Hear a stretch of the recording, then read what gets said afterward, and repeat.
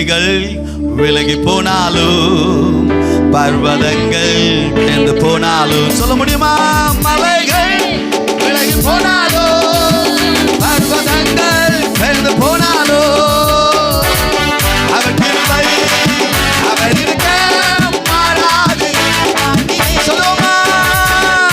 கிருபை அவர் இருக்க மாறாது.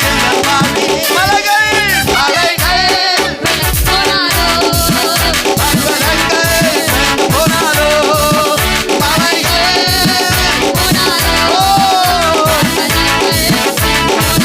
ஆமென். அவர் கிருபை அவர் இருக்க